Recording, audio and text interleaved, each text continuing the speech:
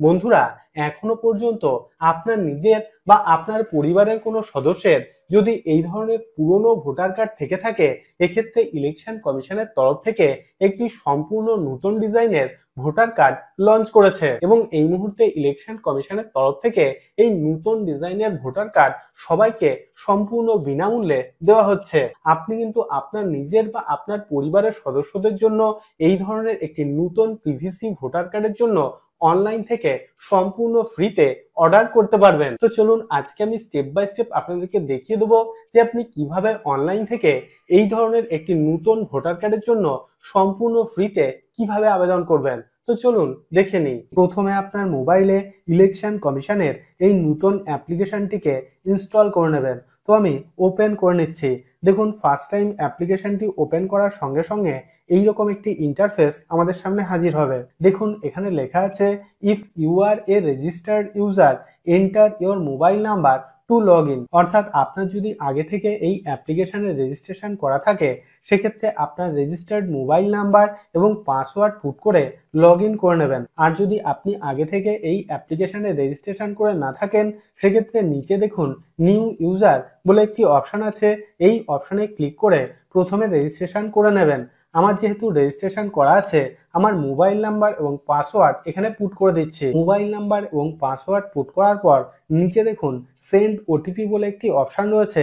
এই অপশনে ক্লিক করবেন। তো ক্লিক করছি। সেন্ড ওটিপি অপশনে ক্লিক করার সঙ্গে সঙ্গে আমাদের রেজিস্টার্ড মোবাইল নাম্বারে একটি ওটিপি সেন্ড করা হবে এবং ওটিপিটি এখানে পুট করতে হবে। ওটিপি পুট করার পর নিচে লগ ইন নাও এই অপশনে ক্লিক করবেন। তো ক্লিক করছি।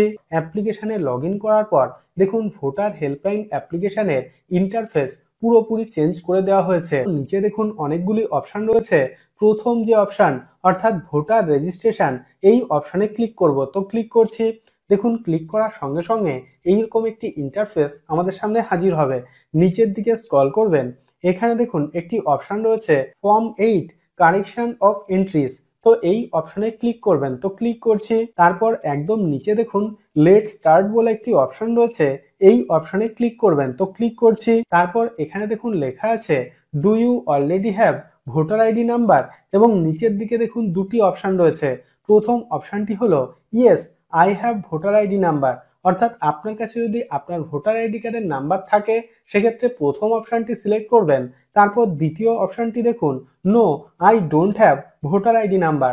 অর্থাৎ আপনার কাছে যদি আপনার ভোটার আইডি কার্ডের নাম্বার না থাকে, সেক্ষেত্রে দ্বিতীয় অপশনটি সিলেক্ট করবেন। আমার কাছে যেহেতু আমার ভোটার আইডি কার্ডের নাম্বার রয়েছে, সেক্ষেত্রে প্রথম অপশন অর্থাৎ yes I have voter ID number এই অপশনটি সিলেক্ট করছি। তারপর দেখুন এইরকম একটি ইন্টারফেস আমাদের সামনে হাজির হবে।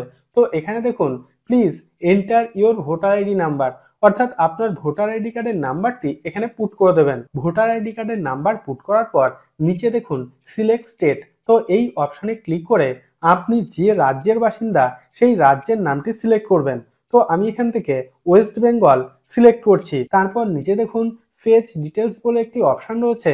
এই অপশনে ক্লিক করবেন। তো ক্লিক করছি। দেখুন ফেচ ডিটেলস অপশনে ক্লিক করার সঙ্গে সঙ্গে আমাদের ভোটার কার্ড সংক্রান্ত সমস্ত ধরনের তথ্য এখানে শো করছে।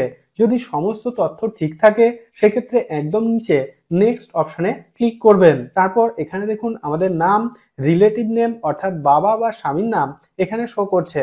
তারপর নিচের দিকে স্ক্রল করবেন।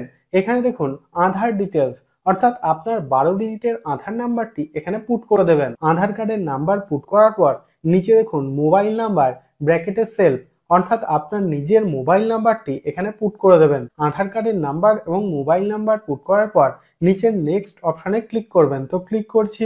নেক্সট অপশনে ক্লিক করার পর এখানে দেখুন লেখা আছে আই সাবমিট অ্যাপ্লিকেশন ফর এবং নিচের দিকে দেখুন 4টি অপশন রয়েছে। তৃতীয় যে অপশন অর্থাৎ দেখুন issue of replacement epic without correction এই অপশনটি সিলেক্ট করব। তো সিলেক্ট করলাম। সিলেক্ট করার পর নিচের নেক্সট অপশনে ক্লিক করবেন। নেক্সট অপশনে ক্লিক করার সঙ্গে সঙ্গে এইরকম একটি ইন্টারফেস আমাদের সামনে হাজির হবে। তো এখানে দেখুন 3টি অপশন রয়েছে। এখান থেকে দ্বিতীয় অপশনটি সিলেক্ট করবেন। Destroyed due to reason beyond control like flood fire and other natural disaster. নিচের দিকে দেখুন একটি চেকবক্স আছে। এই চেকবক্সটি সিলেক্ট করবেন। তারপর একদম নিচে নেক্সট অপশানে ক্লিক করবেন। নেক্সট অপশানে ক্লিক করার পর এখানে দেখুন ডিক্লিয়ারেশন, তো আপনি এটি পড়ে নিতে পারেন। তারপর নিচের দিকে দেখুন যে ডেটে আমরা এই আবেদনটি করছি সেই ডেটটি এখানে শো করছে।